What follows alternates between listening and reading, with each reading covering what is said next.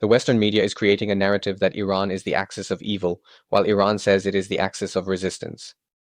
This narrative is supported by some people in Pakistan as well, but we will see who is right and who is wrong. We all know that Iran's nuclear program began in the 1950s with the help of the United States when the monarchy was established in Iran, and this was a time when Iran was in America's good books because the Iranian government supported American interests. Therefore, neither Saudi Arabia had any problem with him, nor did he have any problem in his relations with Pakistan. In fact, relations were very good. But when the revolution took place in Iran in 1979, after which things started changing, now their resources in Iran started being handed over to Iranians, and now the control of the West started to end. But perhaps this would not have been as big a problem as the fact that a completely new political system had come into being in Iran, which was called Wilayat-e-Faqih.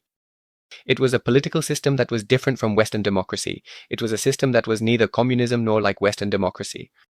Rather, Ayatollah Khomeini presented a political system to the world which was a modified form of democracy, the main structure of which was taken from French democracy, just as Pakistan was taken from British democracy.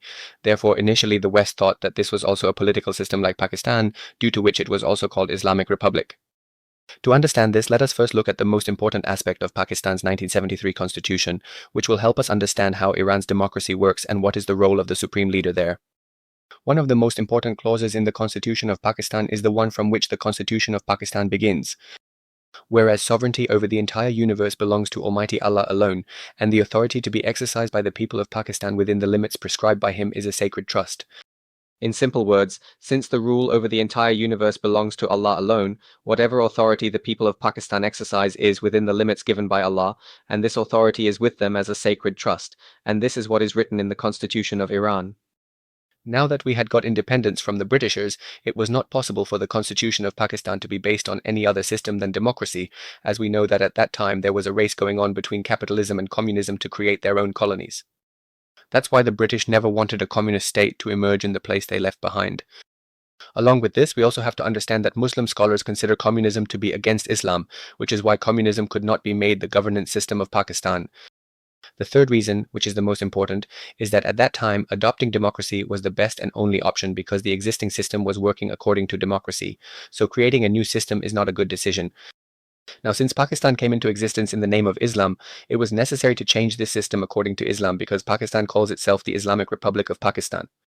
But here a question arises that when the final decision in the Constitution of Pakistan belongs to the Prime Minister, and for this it is not necessary that he is an expert in Islam, then how is it possible for him to issue orders in accordance with Islam?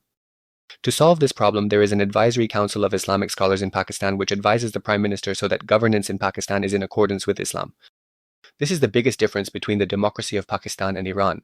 Pakistan undoubtedly came into existence in the name of Islam, but its founders were not scholars, whereas in the case of Iran, when the revolution came, the leadership was in the hands of scholars. It was no longer possible for the leadership of Pakistan to transfer control from its own hands to someone unknown. For example, in the case of Pakistan, Quaid-e-Azam was a figure in whom everyone had confidence. Now, even if they tried to give their place to someone else, disputes would arise. This was the reason why his team had to stabilize the system of Pakistan so the actual control remained with the political system, but to ensure that the system of Pakistan was run according to Islam, an advisory team was established. But in the case of Iran, Ayatollah Khomeini was a renowned scholar and his personality was similar to that of Quaid-e-Azam Muhammad Ali Jinnah in the case of Pakistan. Now both Pakistan and Iran are Islamic republics.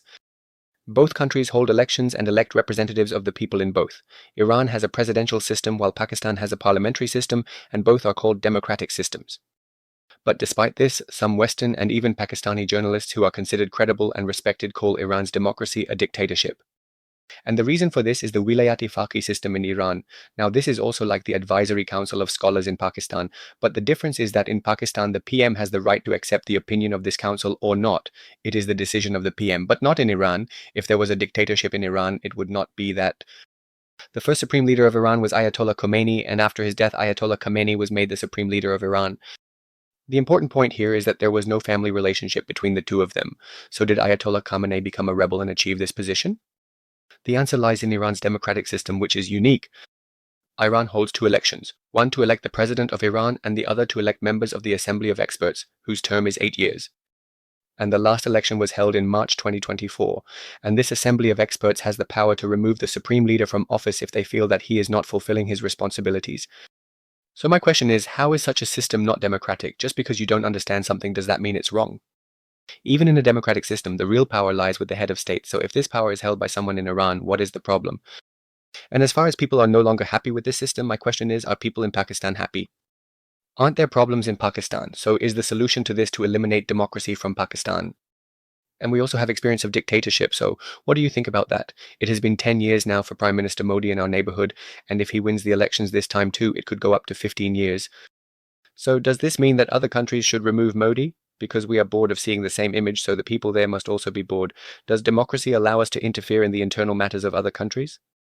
And as for the fact that the Iranian people are also not happy with their government because they have been living under the leadership of one person for so many years, then this is a separate issue that should be resolved within their country.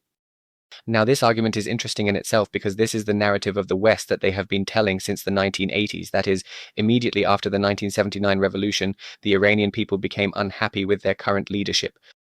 While the revolution in Iran did not come by force, Imam Khomeini held a referendum, which is a democratic process, in which 98% of the votes were in favor of the fact that we want an Islamic system. And then, after the creation of the Iranian constitution, a referendum was held again to obtain consensus from the people, in which the voter turnout increased from 98 to 99.5. That is, the people of Iran want an Islamic system, but the West says that this system is not in favor of the people, and the people are very worried. The interesting thing here is that Shia in Iran are from 90% to 95%. That is, the rest of the support came from the Sunni sect, which is between 5% and 10%, and in addition, people of other religions are also included in the support. Non-Muslims are also represented in Iran's political system. On the other hand, members of the Assembly of Experts are also elected by vote, and the condition for them is that they are excellent scholars and have a clean character. I don't mean an angel, but a scholar who has respect and dignity in the eyes of society and Islamic scholars. That is, no one should become president whose name is not in a human trafficking or sex scandal, nor in any other scandal. In short, he should not be involved in any criminal activity and be a respected personality in society. Now that we call our political system an Islamic Republic, the final decision should be with the one who can see any problem according to the Quran and Hadith. Even if we accept that the West is right, then a question arises: if democracy is so good, why do you support monarchy in the Middle East? And why do they still want to change the government in Iran and bring in the son of Reza Shah Pahlavi, which was a monarchy? Then your word should be accepted only when you have given a practical example where America has established democracy and that country is stable. You were against TTP and ISIS your whole life, but in the end you formed their government. That is, if America invested so much money in fighting them and then gave them control, then you can save money on Iran because after all, you have to give control to those who have to fight today, so let them have control for now. And this fake reason you are creating that Iran wants to acquire nuclear weapons, then there will be no need for it either.